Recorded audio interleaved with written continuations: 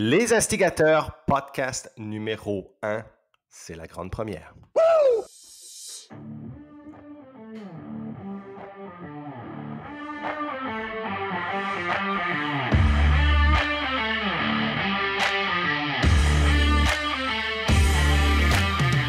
Vous écoutez Les Instigateurs, le podcast de contenu explicite pour entrepreneurs francophones. On parle des meilleures pratiques d'affaires sans dentelle ni gants blancs. On laisse de côté la rectitude politique, les conventions sociales, dans le but de briser les mythes et faire de vous de meilleurs entrepreneurs. Mon nom est Mathieu Dumont, son nom est Dave Ruel. Bienvenue sur le show.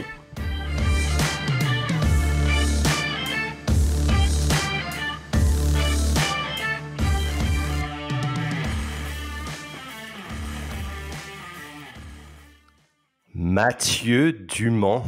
Monsieur Ruel, comment ça va? Ça va extrêmement bien. Écoute, je suis pumped, je suis excité. La première aujourd'hui du podcast des Instigateurs. On kick off les choses de la bonne façon et on va voir où est-ce que ça nous amène. C'est ça. Écoutez, ce podcast-là, on a eu, Mathieu et moi, on se connaît depuis quelques années maintenant. Et puis, on parlait d'un sujet, je pense, on parlait sur LinkedIn. Et on s'est dit, hey, ça, ce serait le fun de parler là-dessus, tu parlais de ça sur un podcast. Et toi, tu m'as dit, anytime. Je dis, ça pourrait être le fun. Donc, on a décidé de monter le podcast des Instigateurs. Et on va vous parler, avec ce premier épisode aujourd'hui, on veut vraiment vous parler, mais qu'est-ce qu'on veut faire avec ce podcast-là des Instigateurs, qui est un podcast pour entrepreneurs. Mathieu, toi, tu es entrepreneur depuis un certain temps. Peut-être qu'on va se présenter vite fait et puis que les gens savent qui on est, pour ceux qui ne nous connaissent pas. Et puis, on va présenter un petit peu le concept des Instigateurs. Parfait. Je te laisse aller. Ton rap sheet est plus long que le mien, donc tu vas avoir besoin de plus de temps. Have fun. C'est ça. Non, moi, je suis un entrepreneur depuis environ une douzaine d'années officiellement en business. J'ai monté des compagnies en ligne, quasiment exclusivement. Des compagnies que j'ai créées, que j'ai aussi vendu pour 2 d'entre elles, donc j'en ai créé 3. Et il y en a une qui est en mode autopilote et en ce moment, on est en train de créer la 4e qui est Effic, qui est une compagnie qui offre des outils et des trainings pour entrepreneurs pour augmenter leur productivité et aussi leur capacité opérationnelle. Donc, Mathieu et moi, on s'est rencontrés quand j'ai vendu ma dernière compagnie. J'ai monté un programme de coaching et Mathieu et moi, on s'est rencontrés. J'avais des clients qui avaient besoin d'une plateforme web et Mathieu est encore aussi avec Didact. Donc, on s'est rencontrés comme ça. J'avais un événement, un atelier auquel j'ai invité Mathieu. Il est venu, il a rocké la place et on s'est rendu compte que j'aime ce gars-là. Il parle pas, il y a pas de bullshit avec lui. Il dit les choses comme elles sont, il dit les vraies affaires. J'aime ça, c'est rafraîchissant. Son ego est in check. Plus c'est un cool guy et il fait du barbecue. Donc, j'ai décidé que j'allais en faire un chum.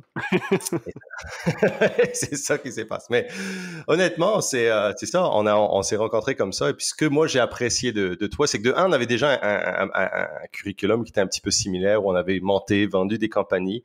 On travaillait aussi avec différentes compagnies en consulting pour justement les sortir du trouble un petit peu.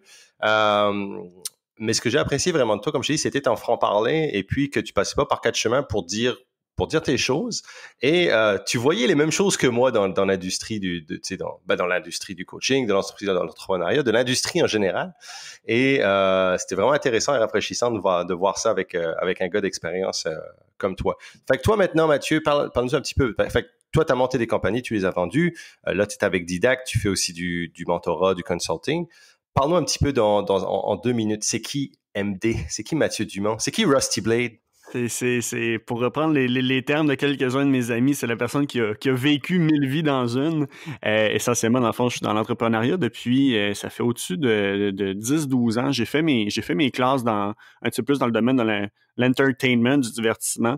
Donc, j'ai donné 7 ans de ma vie à la musique. Donc, oui, sur le stage, mais principalement en arrière. Donc, comme agent d'artiste, comme tour manager, comme booking agent, comme ce qu'on appelle un A&R, Artist and Relation, la personne qui fait le lien entre les compagnies de disques et les artistes aussi.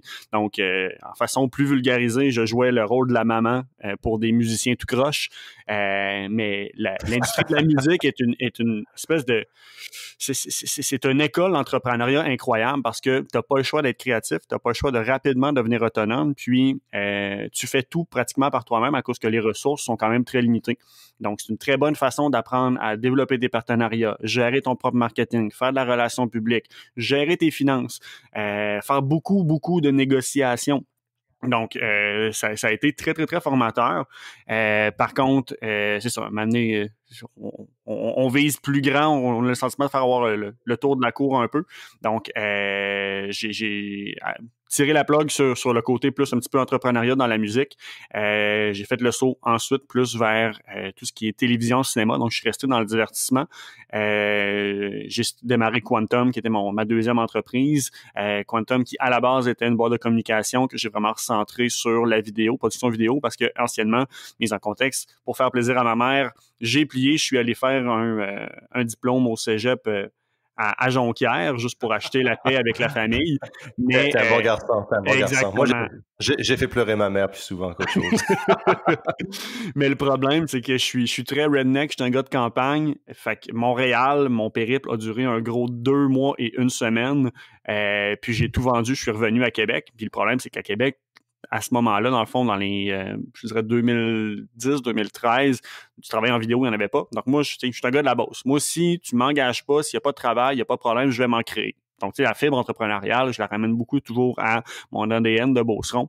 Donc, j'ai démarré Quantum, que j'ai roulé pendant 5 ans, que j'ai vendu en 2013, si je me souviens bien. Puis, j'ai fait le switch par après, c'est ça, un petit peu plus de derrière la caméra à devant la lentille. Donc, on m'a proposé de devenir mannequin, ce qui m'a amené à rouler une business plus sur le pan Instagram, un petit peu, je vais dire comme ça. Donc, qui à la base était comme un influenceur, mais je n'ai jamais été à l'aise avec ce terme-là. J'étais une pancarte pour des business, je vais le dire comme ça.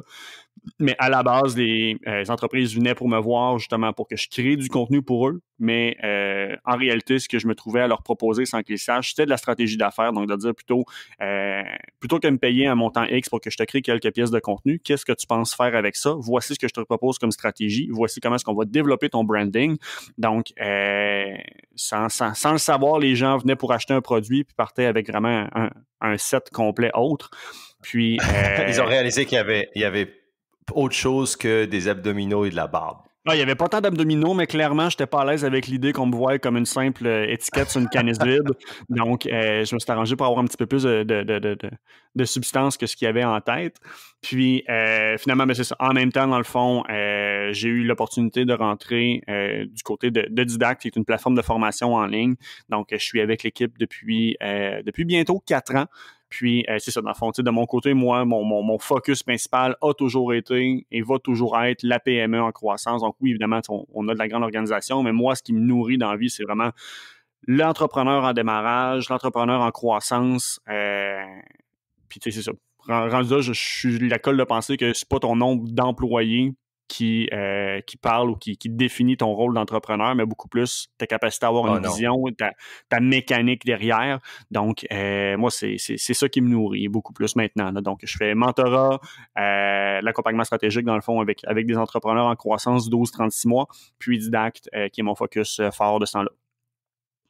C'est excellent, mais c'est comique ce que tu dis parce que, écoute, la dernière, j'ai été faire du speaking, une conférence à Paris il y a quelques années, et on dirait que là-bas, la mesure du succès est par rapport au nombre d'employés que tu as. Tout le monde qui me parlait était hey, t'as combien d'employés dans ta compagnie? Puis là, c'était comme, c'était pas gênant, c'était la réalité. C'est que je venais de vendre Buy Optimizers, ma compagnie de suppléments. On avait 16 employés dans cette compagnie-là.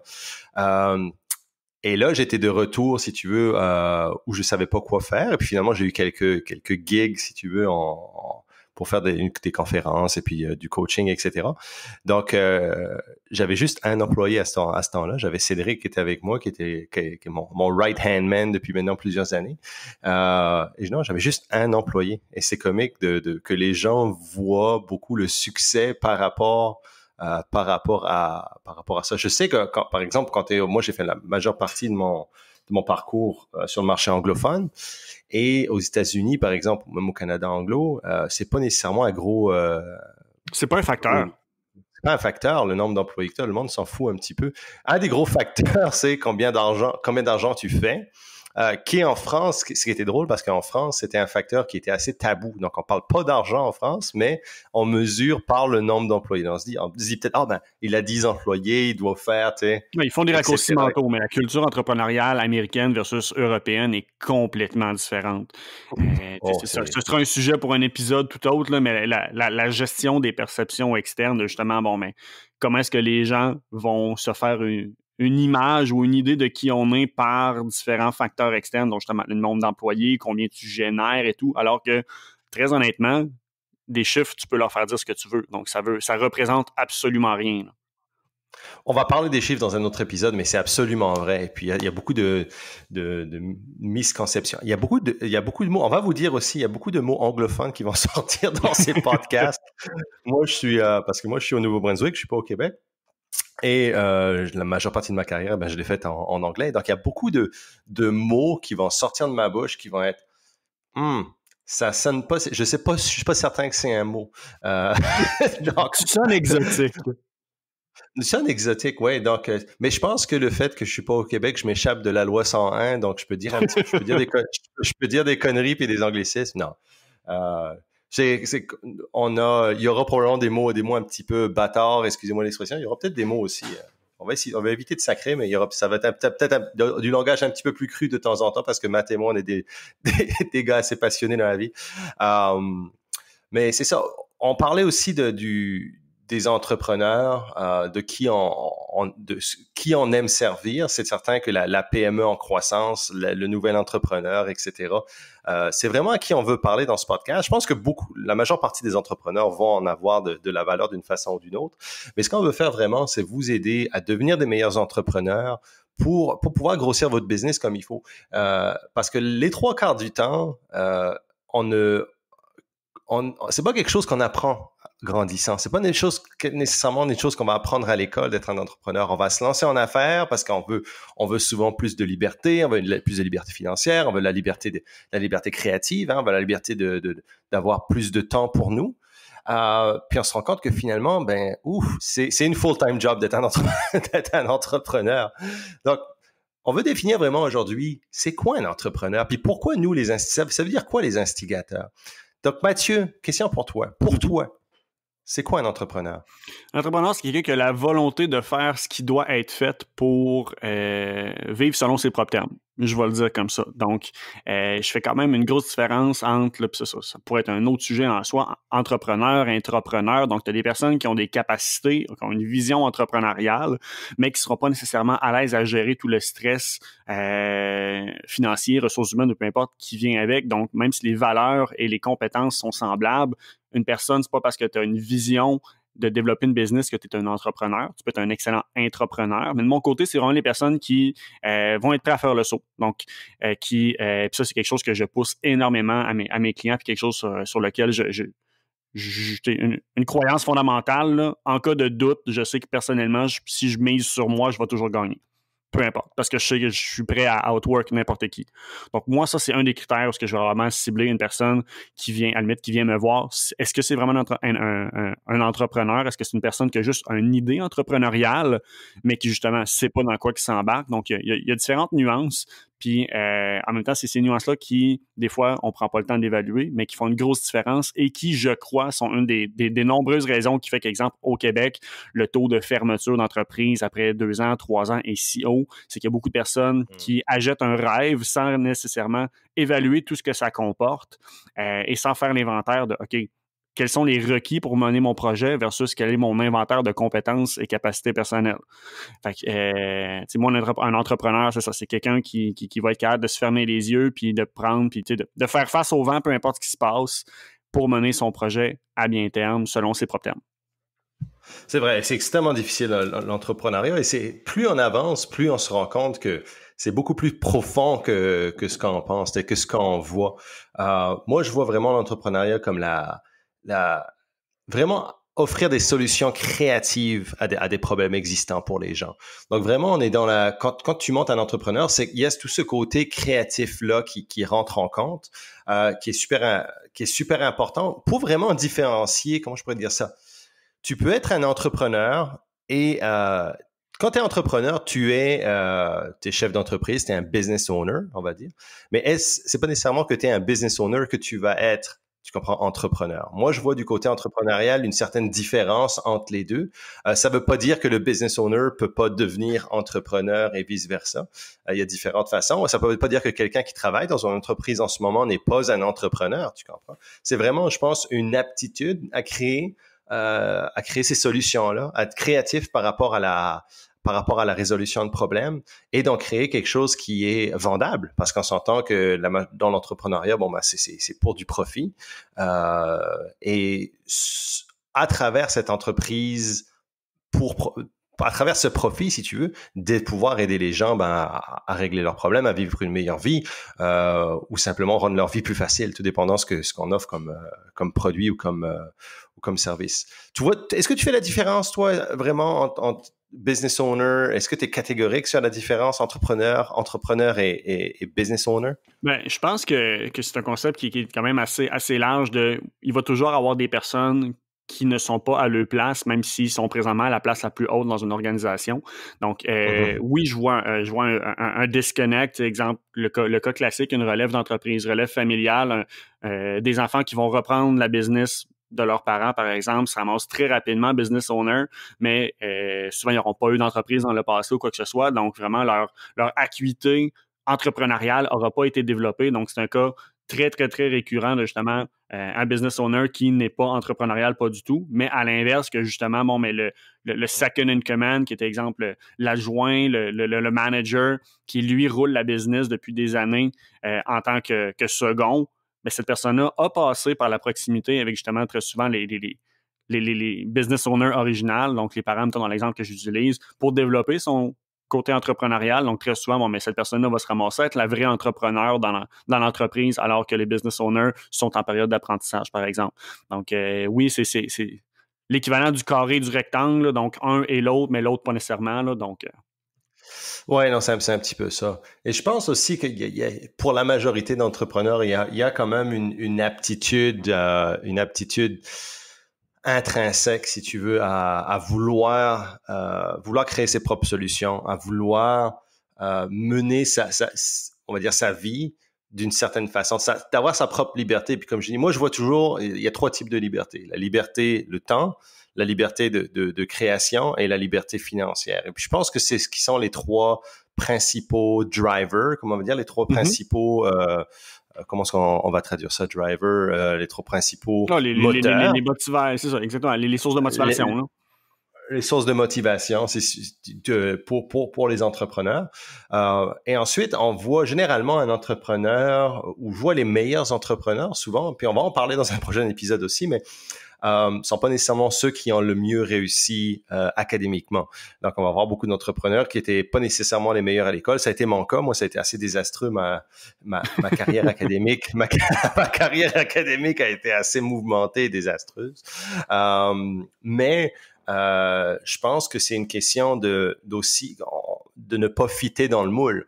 C'est une question de, OK, ben oui, ça, le milieu académique va fonctionner pour certains, la framework, si tu veux, le modèle va fonctionner pour 80% des gens, mais qu'est-ce qui se passe avec ceux qui peuvent pas rentrer dans ce modèle-là? Puis moi, je sais que ça a été assez pénible, on va dire, que j'ai vraiment trouvé ma voie quand j'ai monté ma première entreprise et j'ai commencé à avoir du succès, mais encore une fois, je me définissais pas comme entrepreneur dans ce temps-là. On dirait que j'ai pas réalisé que oui, je suis entrepreneur et puis c'est ça que je veux faire de ma vie. J'ai monté ma business, on a bien réussi. Puis c'est après que j'ai vu que j'ai pu le faire une deuxième fois. Puis tu sais, d'amener des solutions créatives à différents problèmes, puis de le faire à répétition. Je dis OK, là il y a un pattern, là il y a quelque chose que je fais I guess, qui fonctionne? Est-ce que c'est moi? Est-ce que c'est ma capacité à trouver des solutions aux problèmes? Est-ce que c'est ma capacité à gérer une équipe? Est-ce que j'ai été chanceux? Tu sais, ça aurait pu être ça aussi. Donc là, je suis rentré vraiment dans le processus de comprendre, OK, ben c'est ça que c'est. Est-ce que c'est ça un entrepreneur, tu sais? Mais quand j'ai commencé, moi, on dirait que maintenant, tout le monde est un entrepreneur. Tu sais, tu vas sur les réseaux sociaux, c'est entrepreneur, auteur, blablabla.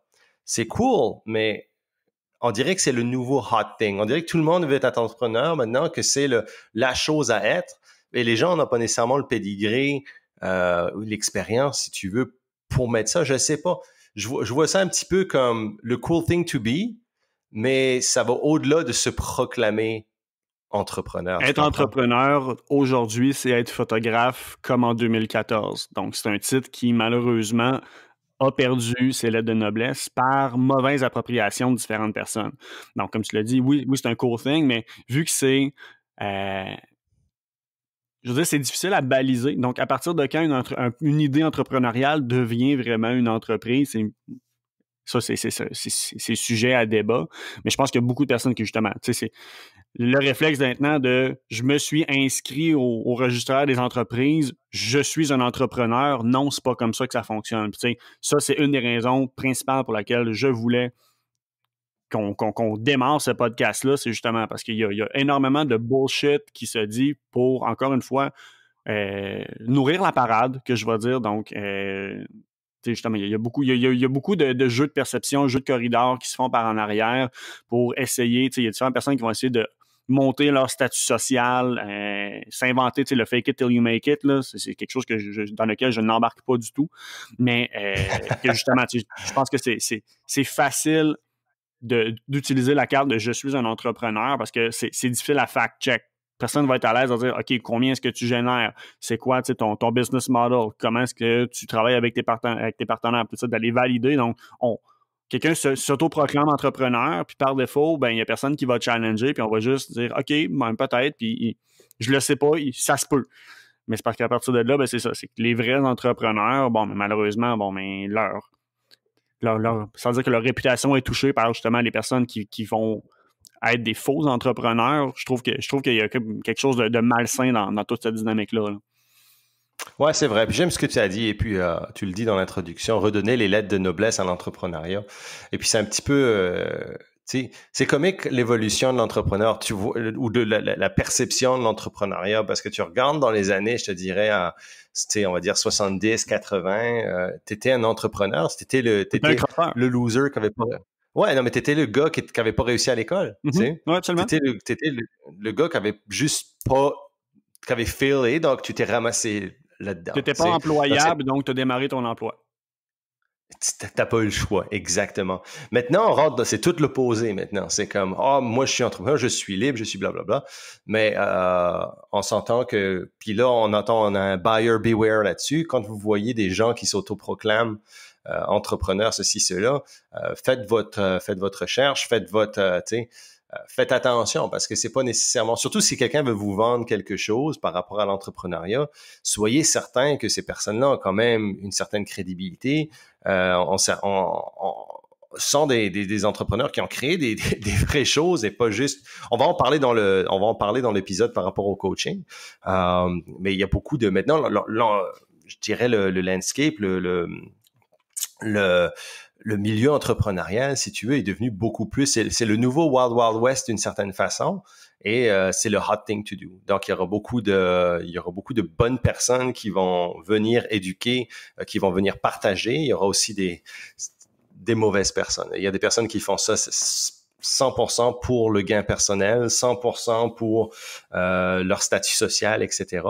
Donc, c'est un petit peu... les médias sociaux ont rendu ça possible. Donc, c'est une bonne chose, mais aussi c'est comme n'importe quoi. Il y a beaucoup comme tu dis, il y a des faux entrepreneurs et puis il y a des charlatans, il y a de la bullshit. En règle générale, si vous regardez un entrepreneur puis que toutes les fois qu'il parle de son entreprise, tout va toujours bien, puis tout a tout le temps l'air hors de mesure, puis rouler sur l'argent, honnêtement, c'est sûr que ça pue. On va se dire les vraies choses. Si vous êtes des entrepreneurs, ou du moins si c'est quelque chose qui vous intéresse, je vais tout de suite casser votre petit ma petite nuit de noces, là, l'entrepreneuriat, là, c'est 10% de plaisir pour 90% de on se casse la tête puis c'est des remises en question perpétuelles.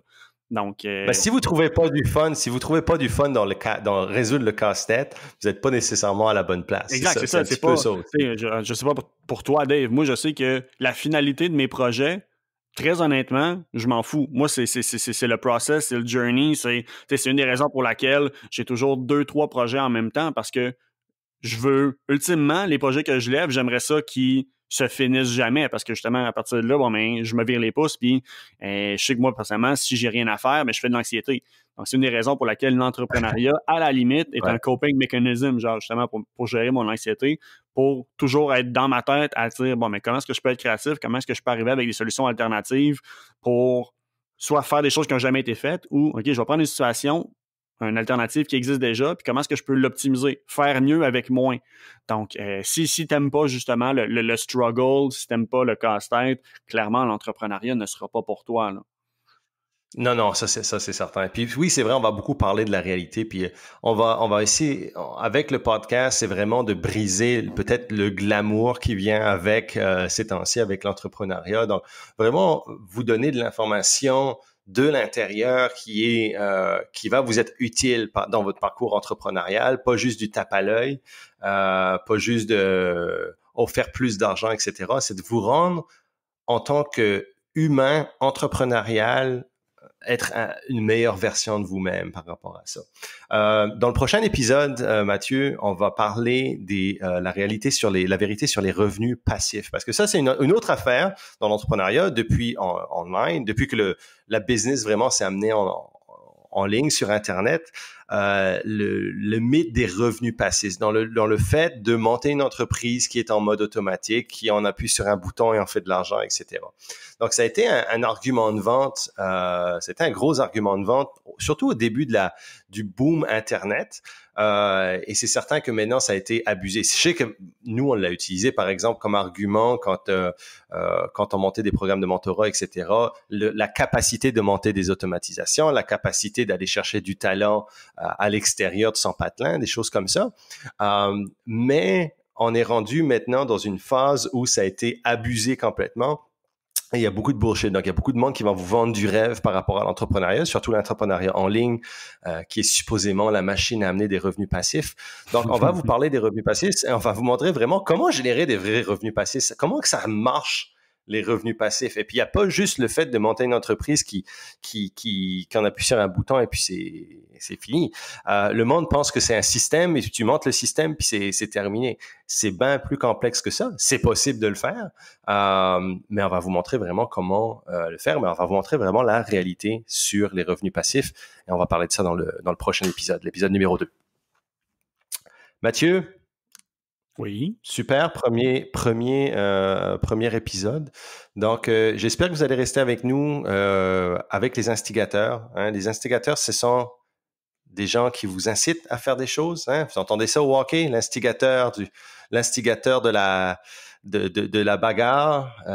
C'est un petit peu ça qu'on veut faire. On veut vous pousser à faire certaines choses au niveau entrepreneurial et on veut aussi que vous-même vous poussiez vous-même et vous poussiez les autres à monter leur entreprise, à grossir leur entreprise, à devenir des meilleurs entrepreneurs. Donc, c'est un petit peu notre mission. C'est pas un petit peu, c'est complètement notre mission avec les instigateurs. Et on espère vous servir pendant très longtemps et de la meilleure façon dont on peut. Donc, on va, Mathieu, merci. Merci beaucoup. S'il y a une chose que je peux rajouter avant que tu closes, tout ce qu'on va dire dans le podcast, on n'a pas la vérité absolue. OK? On va mettre ça au clair. Moi, quand je parle à mon nom. Quand Dave parle, il parle en son nom. On vous parle ce qu'on sait, on ne l'a pas. On le sait pas parce qu'on l'a lu dans un livre ou qu'on l'a justement entendu dans une formation, acheté dans des revenus passifs. Non. Ce qu'on vous dit, ça a été vécu, testé sur le terrain. Ça représente nos opinions et visions personnelles. Personnellement, je peux déjà vous dire que c'est sûr et certain que je vais choquer des personnes. Je vais peut-être même en offenser quelques-uns parce que comme Dave l'a dit, j'ai pas de filtre quand je parle. Je suis très à l'aise à aller défier un petit peu les conventions sociales, même si tout le monde sait que beaucoup de choses c'est de la bullshit, mais personne ose lever la main pour dire ouais, je pense que ça c'est peut-être pas nécessairement vrai. Par contre, Si vous n'êtes pas d'accord, gênez-vous pas pour m'écrire. Je suis quand même quelqu'un je suis un ermite, je suis quand même sauvage, mais je suis très facile à rejoindre, très accessible et toujours là pour jaser l'entrepreneuriat. Donc, tant que ce soit fait dans un système, une façon civilisée, ça va me faire plaisir de jaser avec vous. Puis à la limite, je suis toujours ouvert à changer de position. Donc, si vous pensez que vous pouvez me prove me wrong, me prouver le contraire de ce que je dis, ça va me faire plaisir. C'est simplement de l'évolution rendue là. Ben, on va ouvrir le débat aussi avec les autres entrepreneurs et puis vous pouvez nous envoyer de vos questions n'importe quand, podcast@instigateur au pluriel.com et on fera un plaisir de prendre vos questions, de répondre à ces questions. Ça va nous donner aussi des idées pour des sujets de podcast. Et oui, en effet, si vous voulez pouvoir amadouer Mathieu Dumont, parlez-lui d'entrepreneuriat, offrez-lui de la viande. Et la bête, vous allez pouvoir, mais peut-être, non, pas, on peut pas maîtriser la bête sauvage, mais vous allez pouvoir au moins peut-être lui parler. Trêve de plaisanterie, Mathieu. On se retrouve dans l'épisode numéro 2. On va parler des revenus passifs. Mais encore une fois, je suis super excité de faire ça avec toi. C'est une belle initiative. Et puis, je pense que, écoute, ça va être le fun. Ça va vraiment être une belle aventure. On va laisser les gens juger. Merci tout le monde. Oui, ben, c'est exactement ça. Là. C'est justement ça. On est des instigateurs. On se pousse à faire un podcast qui est aussi le premier podcast qu'on fait en tant que producteur. Je sais que toi, tu as déjà participé à plusieurs podcasts en tant qu'invité, moi pareil. Mais en tant que producteur, c'est une première pour nous. Donc, c'est le fun. C'est vraiment, moi, je trouve que c'est... écoute, je suis pas mal excité par rapport à ça. All right, guys. On se reparle très bientôt dans l'épisode numéro 2. Salut. Goodbye! Vous venez d'écouter le podcast des instigateurs. Ça vous intéresse d'en entendre plus? Alors, n'hésitez pas à vous abonner à notre chaîne, cliquez sur le 5 étoiles et surtout, nous laisser connaître les sujets que vous aimeriez qu'on aborde dans les prochains épisodes. Pour le faire, simplement qu'à nous envoyer un courriel à podcast@instigateur.com ou visiter notre site web instigateur avec un s.com.